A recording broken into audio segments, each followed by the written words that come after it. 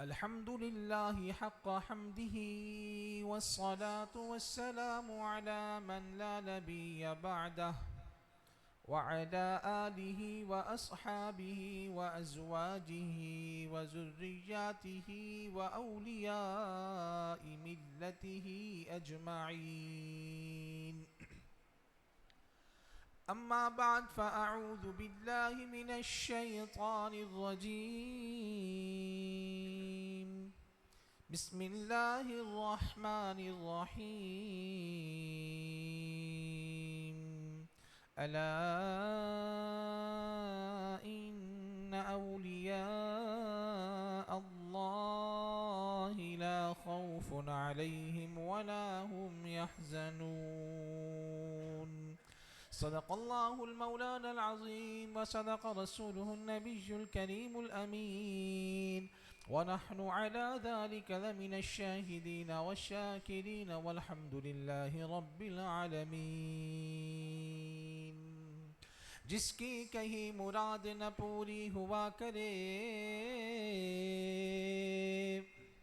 آئے در حبیب پہ وہ التجا کرے. حافظ جو چاہتا ہے کوئی قرب کبریا، آنکھوں پہر درود نبی پر پڑھا کرے. پڑھیے الصلاۃ والسلام علیک یا رسول اللہ، الصلاۃ والسلام علیک یا حبیب اللہ، وعلی آلک واصحابک یا خاتم النبیین. بعد حمد و صلاۃ والسلام کے اللہ تبارک و تعالی ہم سب کا آنا جمع ہونا اپنی بارگاہ میں قبول فرمائے. اور سب سے پہلے انتہائی قابل احترام شخصیت حضرت قبلہ پیر طریقت رہبر شریعت میاں سائیں حضرت علامہ حافظ مدد علی عباسی قادری زیدہ مجدہ، ماشاءاللہ سائیں ویسے ہی خوب محنت فرما رہے ہیں، ہر چیز میں آگے آگے ہمیں نظر آتے ہیں. اللہ تعالیٰ ان کو مزید ہمت و طاقت عطا فرمائے، استقامت عطا فرمائے. وہیں میرے استاد محترم حفظ قرآن کے حضرت استاذ القراء خطیب اہل سنت حضرت علامہ مولانا قاری احمد علی سعیدی سنجرانی صاحب دامت برکاتہم العالیہ، اور وہیں ایک اور پیاری شخصیت یہاں پر حضرت قبلہ علامہ رضا المحسنی قادری صاحب بھی تشریف فرما ہیں دامت برکاتہم العالیہ. اور بہت ہی پیاری نقابت کے فرائض انجام دینے والی بڑے پیارے ہمارے بہت پرانے ساتھی، بڑے پیارے محبت کرنے والے میرے ایم چمن خان نقشبندی صاحب. اللہ بالکل اللہ تعالیٰ ان کو سلامت رکھے، جب تشریف لانا چاہیں مرحبا. ان کا آنا ہمارے لیے انشاءاللہ باعث برکت بھی ہوگا، رحمت بھی ہوگا. کبھی سنائیں گے کبھی سنیں گے، یہ محبتوں کا کارواں اسی طرح چلتا رہے گا. اللہ تبارک و تعالی ہمارا آنا بیٹھنا جمع ہونا قبول فرمائے. اپنی عادت کے مطابق ایک کلام کے چند اشعار حضور قبلہ والد گرامی قبلہ آغا جان، ہزاروں علماء کے استاد، سینکڑوں عالمات کے استاد، کثیر مشائخ کے استاد، کثیر شیوخ الاحادیث کے استاد، حضرت قبلہ تاج الفقہا محدث حیدرآبادی مفتی احمد میاں برکاتی رحمۃ اللہ تعالی علیہ، جن کی میں کیا تعریف عرض کروں، وہ تو خود ہی اپنی ذات میں اپنی ایک انجمن تھے، تحریک تھے. انہی کا ایک بڑا پیارا کلام ہے، چند اشعار عرض کر کے انشاءاللہ کوشش تو کروں گا کہ اپنی مقررہ وقت میں بات کو سمیٹ سکوں، لیکن قبلہ سائیں پیر طریقت نے مجھے اجازت بھی عطا فرمائی بھی، اگر آپ کچھ وقت بڑھانا چاہیں تو بڑھا لیجیے. اساتذہ کرام کے سامنے سبق سناؤں گا. میرے مخاطب آپ تمام احباب ہوں گے، اس سے پہلے میں خود اپنا مخاطب ہوں گا، اپنے آپ کو پہلے نصیحت کروں گا، اس کے بعد آپ سب کے سامنے باتوں کو انشاءاللہ عرض کروں گا. چلو مدینے چلو مدینے، قدم قدم سے ملا ملا کر بلا رہے ہیں، وہ پھر حرم میں بلا رہے ہیں، وہ پھر حرم میں عطائیں اپنی بڑھا بڑھا کر کھولیں گے میرے عمل کے دفتر، خدائے برتر کے روبرو جب کھولیں گے میرے عمل کے دفتر خدائے برتر کے روبرو جب منا ہی لوں گا منا ہی لوں گا منا ہی لوں گا کریم رب کو نبی کی نعتیں سنا سنا کر منا ہی لوں گا کریم رب کو نبی کی نعتیں سنا سنا کر نبی کی خیرات دکھانے والوں تم اول آخر کے پھیر میں ہو نبی کی خیرات دکھانے والوں تم اول آخر کے پھیر میں ہو رضا سے پوچھو بتا گئے ہیں رضا سے پوچھو بتا گئے ہیں وہ دائرے سے بنا بنا کر دائرے کا کوئی اول یا آخر ہوتا ہے دائرہ بنائیں راؤنڈ کریں پتہ چلے گا نہیں نہ اول نہ آخر کا رضا بتا گئے اس بات کو حضور قبلہ آقا جان فرماتے ہیں بتا گئے ہیں بتا گئے ہیں رضا سے پوچھو بتا گئے ہیں وہ دائرے سے بنا بنا کر نصیب حافظ چمک گیا ہے جو رب کا قرآن پڑھتے پڑھتے تو سوئے جنت بلا رہے ہیں فرشتے آنکھیں بچھا بچھا کر چلو مدینے چلو مدینے قدم قدم سے ملا ملا کر حضرت قبلہ قاری صاحب یہ 11 منٹ ناز شریف کے علاوہ ہوں گے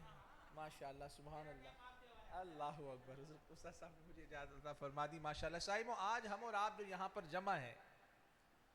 کتنی پیاری شخصیت کی شان سننے کے لیے جمع ہے جن کو زمانہ محبوب سبحانی کے نام سے یاد کرتا ہے قطب ربانی شہباز لامکانی غوث سمدانی غوث الثقلین حضور غوث العظم دستگیر میر میرا پیر پیرا بڑے پیر صاحب حضرت شیخ عبد القادر جیلانی رضی اللہ تعالیٰ عنہ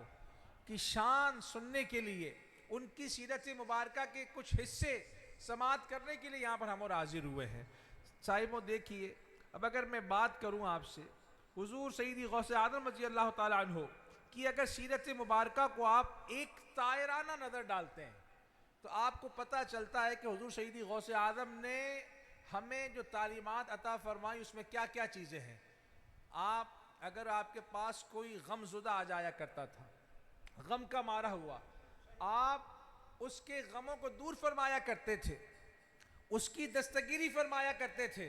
حضور غوث العظم دستگیر کیوں آپ کو کہا گیا کہ ہر جو غم میں آنے والا آپ کی بارگاہ میں جو آ جاتا آپ اس کی دستگیری فرماتے پریشان حال کی پریشانی کو آپ دور فرماتے اللہ اللہ اور اس کے علاوہ اگر دیکھیا جائے تو نبی کریم رؤوف الرحیم علیہ الصلاۃ والتسلیم کہ اخلاق و عادات کے مظہر کامل ہیں میرے غوث اعظم سرکار غوث اعظم کی جو عادات مبارکہ ہیں وہ سرکار دو عالم شافع یوم النشور احمد مجتبی نور مصطفیٰ حضرت محمد مصطفیٰ صلی اللہ علیہ وسلم کی اخلاق کے جناب مظہر کامل نظر آتے ہیں اور اگر ہم آگے بڑھیں دیکھیے آپ سرکار غوث اعظم ضعیفوں میں بیٹھا کرتے تھے کمزوروں کی دستگیری فرمایا کرتے تھے اور جود و سخا کا عالم یہ تھا کہ اگر آپ کے پاس کوئی چیز آ جایا کرتی تھی نا آپ اس تحفے کو قبول فرمایا کرتے تھے وہ الگ بات ہے کہ قبول فرمانے کے بعد فوراً تقسیم فرما دیا کرتے تھے لیکن آپ آنے والا چاہے چھوٹا ہو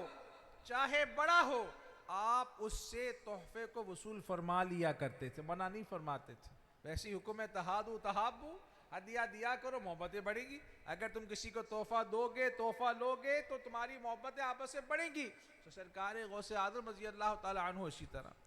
جب آپ دنیا میں تشریف لائے جب آپ کی پیدائش ہوئی تو تمام اکثر علماء کرام مشائخ عظام کا اس بات پر اجماع ہے کہ سرکار غوث اعظم مادر ذات ولی ہیں، مادر ذات ولی ہیں۔ آتے ہی پیغام دیا اپنے غلاموں کو، تو کیا پیغام دیا؟ سرکار غوث اعظم نے پیغام دیا بھائی روزے رکھنے ہیں تم نے۔ آتے ہی پیدائش ہوتے ہی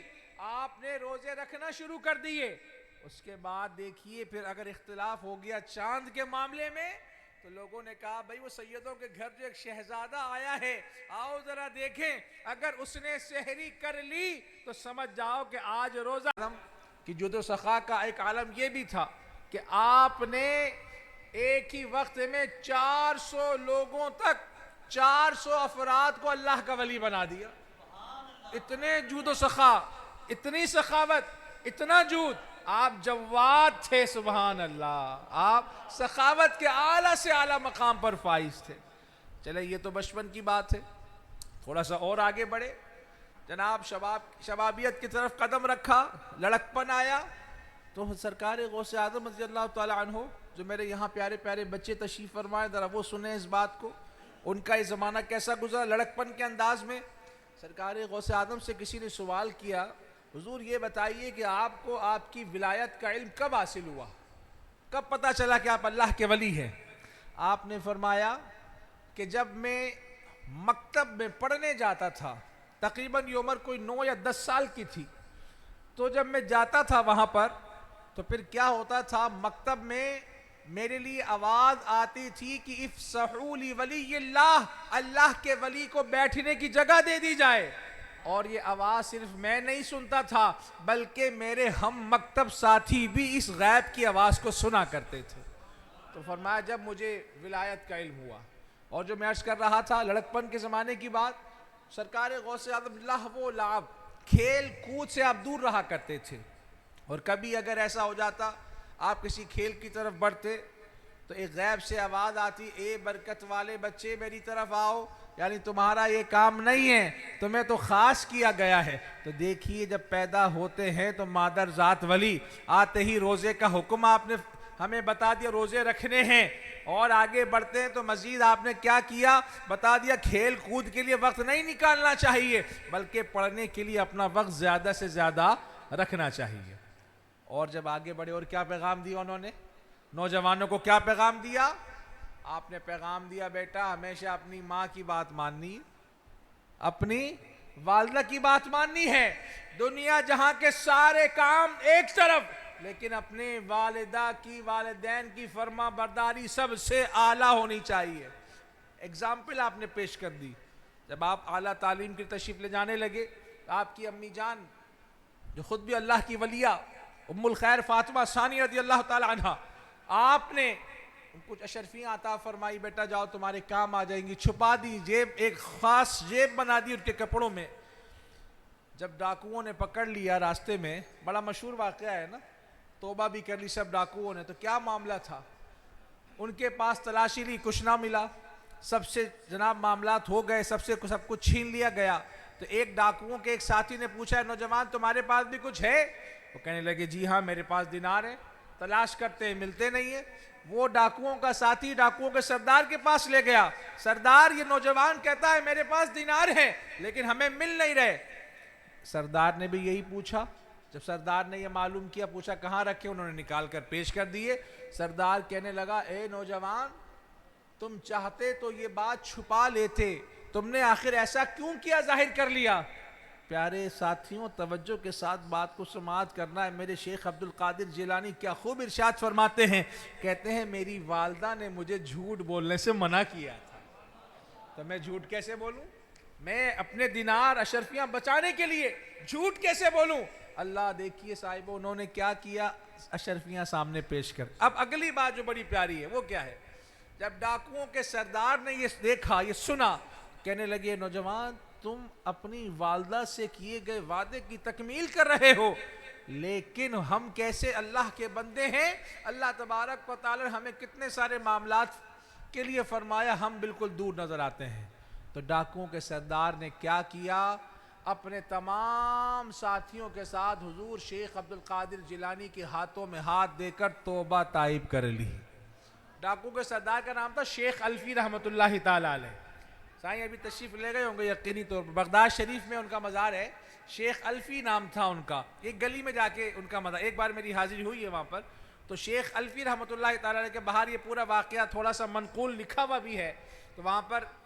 ان کا مزار مبارک بنا ہوا ہے. تو کہنے کا مقصد یہ ہے کہ شیخ عبد القادر جیلانی حضور سرکار غوث پاک نے یہ بھی ہمیں پیغام عطا فرما دیا. صاحبوں دیکھیے, اب اگر مزید ہم آگے بڑھتے ہیں اور سرکار غوث اعظم رضی اللہ تعالی عنہ کی بارگاہ میں اگر ہم چلتے ہیں, تو آپ نے اپنی پوری زندگی دین کی تبلیغ و اشاعت میں گزاری, دین کی تبلیغ فرماتے رہے. اور آپ نے وہیں پر جب علم دین حاصل کرنے کے لیے آگے بڑھے تو علم دین کوئی صوفوں پہ بیٹھ کر حاصل نہ کیا, کوئی جناب ہر وقت آپ کی جیب میں کوئی آپ نے پیسہ رکھ کے معاملات کو نہ کیے, مال و دولت خرچ کر کے کھانا پینا کر کے معاملات کو نہ کیے, بلکہ علم دین حاصل کرنے کے لیے آپ نے مصائب بڑے بڑے جھیلے. آپ نے جناب کھانے کے اندر بھی بڑی اس کو کیا قناعت اختیار فرمائی. آپ نے عاجزی انکساری کا پیکر, تقوی کے اعلیٰ مقام پر فائز. دیکھیے یہی تو وہ لوگ ہیں جن کے اللہ تعالیٰ نے فرما دیا سنو آگاہ ہو جاؤ, بے شک اللہ کے ولیوں کو نہ کوئی خوف ہے نہ وہ کوئی غم ہوگا ان کے پاس. مزید آگے فرمایا الذین آمنوا وکانوا یتقون. پھر سرکار غوث اب سلطان الاولیاء, وہ شخصیت تمام اولیاء کرام کی گردنوں پر آپ کا قدم مبارک ہے, سرکار غوث اعظم رضی اللہ تعالیٰ صاحبوں. اور اگر دیکھیں ایک اور بات آپ کے سامنے عرض کروں, عربی کا ایک مقولہ ہے کہ العلم بدون العمل لا یصلح. جو علم ہے نا یہ بغیر علم کے کام نہیں آتا, یہ علم جو ہے بغیر عمل کے کام نہیں آتا. اس لیے میں نے پہلے عرض کیا یا اللہ پاک پہلے میں اپنے آپ کو کچھ عرض کرتا ہوں, اس کے بعد آپ کے سامنے عریضہ پیش کرتا ہوں. تو العلم بدون العمل لا یصلح, آپ نے واضح طور پہ بات ہمیں ارشاد فرما دی. اور دیکھیے اب اگر میں بات کروں آپ کے سامنے زنگی و ایوبی سلطنت کے حوالے سے, سلطان نور الدین زنگی رحمۃ اللہ تعالی علیہ, سلطان صلاح الدین ایوبی رحمۃ اللہ تعالی علیہ, یہ دونوں جو سلاطین وقت ہیں نا, ان کے جو مزار مبارک ملک شام دمشق میں ہیں, میں وہاں پر بھی حاضر ہوا ہوں. سلطان نور الدین زنگی اپنے وقت کے بہت بڑے بادشاہ, کتنے طاقتور بادشاہ گزرے. سلطان صلاح الدین ایوبی, انہوں نے دین کے لیے کیا کیا کام نہ فرمائے. تو ان کے جو دربار ہوا کرتے تھے تو ان دربار میں بھی سرکار غوث اعظم رضی اللہ تعالیٰ عنہ کے خلفاء, مریدین, معتقدین وہاں پر بیٹھا کرتے تھے. اگر میں یہ کہوں کہ اس زمانے میں جو بیت المقدس کی فتح جو حاصل ہوئی اس میں بھی جو مجاہدین نے کردار ادا کیے ان پر بھی سرکار غوث اعظم کا ہی ہاتھ تھا. تو جتنے بھی آپ تاریخی واقعات دیکھیں گے, معاملات دیکھیں گے, بس بات کو سمیٹ رہا ہوں, بات کو بالکل سمیٹ رہا ہوں, جتنے بھی آپ ان ادوار میں مجاہدین کی فتح یابی کا معاملات سنیں گے تو وہیں پر آپ کو ضرور اللہ کے کسی نہ کسی پیارے ولی کا ہاتھ ضرور نظر آئے گا. اور یہ جو میں نے بات عرض کی زنگی اور ایوبی سلطنت کے حوالے سے, بلا جناب تحقیقی بات ہے, آپ کتابیں کھنگال لیجئے, کتابوں میں دیکھیے تو ان تمام مجاہدین پر سرکار غوث اعظم رضی اللہ تعالیٰ عنہ کا کیا تھا, آپ کا دست مبارک, آپ کی شفقت, آپ کی قوت, آپ کی برکت, آپ کی رحمت ان کے ساتھ شامل تھی. ایک آخری بات عرض کر کے گفتگو ختم کرتا ہوں. مٹی ہوتی ہے نا, مٹی کتنی عام سی ہوتی ہے, مٹی عام سی ہوتی ہے. حضرت شیخ سعدی شیرازی رحمۃ اللہ تعالیٰ علیہ کا ایک شعر ہے, وہ آپ کے سامنے عرض کرتا ہوں. سوال کیا گیا ہے مٹی سے, آپ کہتے ہیں کہ ایک دن مجھے خوشبودار مٹی ملی. میں نے اسے سوال کیا, اے مٹی یہ تو بتاؤ تیرے پاس جو خوشبو آ رہی ہے, بڑی زبردست خوشبو آ رہی ہے, یہ ایسی خوشبو ہے کہ اس میں ایسا لگتا ہے عنبر یا کستوری کی خوشبو شامل ہے. مٹی تو عام سی مٹی ہے, ہم سب کو بھی مٹی کو جانا ہے, ہم بھی سب مٹی ہیں. لیکن جو بات عرض کر رہا ہوں, حضرت شیخ سعدی شیرازی آپ کہتے ہیں مجھے خوشبودار مٹی ملی. میں نے اس سے پوچھا, ہے مٹی تیرے پاس سے اتنی زبردست خوشبو آ رہی ہے, عنبر یا کستوری جیسی خوشبو آ رہی ہے, اس کی کیا وجہ ہے؟ تو مٹی جواب میں عرض کرنے لگی, من گلے ناچیز بودم, من گلے بگفتہ من گلے ناچیز بودم, بگفتہ من گلے ناچیز بودم, ولیکن مدت باگل نشستم. مٹی کہنے لگی حضور بات یہ ہے میں مٹی تو ہوں لیکن میں نے کچھ وقت پھولوں کے ساتھ گزارا ہے، پھولوں کے ساتھ گزارنے کی وجہ سے ان پھولوں کی خوشبو مجھ میں سما گئی ہے۔ تو آپ دیکھیے کیا بات سمجھ میں آئی، اگر آپ بھی اللہ والوں کی بارگاہوں میں بیٹھیں گے، علماء کی بارگاہوں میں جائیں گے، اللہ کے پیاروں کی بارگاہوں میں جائیں گے، تو یقینی طور پر جو مٹی ہوگی وہ ان کی جناب صحبت اختیار کر کے خوشبو حاصل کر کے زمانے میں خوشبو بکھیرنے لگے گی۔ تو آخر میں یہی پیغام ہے کہ علماء کرام کے دامن سے وابستہ رہی ہے، اور اس دور میں اگر کوئی معیار سنیت کی بات کی جائے گی تو بلا مبالغہ وہ ایک ہی نام ذہن میں آتا ہے، مجدد اعظم دین و ملہ، امام اہل سنت، پروانہ شمع رسالت، کرامت خاندان برکات، محفل چشم و چراغ خاندان برکات، حضور الشاہ امام احمد رضا خان قادری برکاتی فاضل بریلوی رحمۃ اللہ تعالی علیہ کا، ان کے دامن سے وابستہ رہیے، مسلک اعلیٰ حضرت سے وابستہ رہیے۔ اللہ پاک ہم سب کا آنا بیٹھنا اپنی بارگاہ میں قبول فرمائے۔ اپنی عادت کے مطابق اس دوران ایسی کوئی گفتگو میں بات نکل گئی ہو جو پکڑ کا باعث بنے، اللہ پاک کی بارگاہ میں توبہ استغفار کا طالب ہوں۔ استغفر اللہ العظیم الذی لا الہ الا هو الحی القیوم واتوب الیہ، جو کہ میرے استاد محترم نے اپنے وقت کا کچھ حصہ مجھے عطا فرما دیا تھا، اس لیے میں نے کچھ منٹ زیادہ لے لیے۔ اللہ پاک اس گلشن کو اسی طرح شاد و آباد رکھے۔ وآخر دعوانا الحمدللہ رب العالمین۔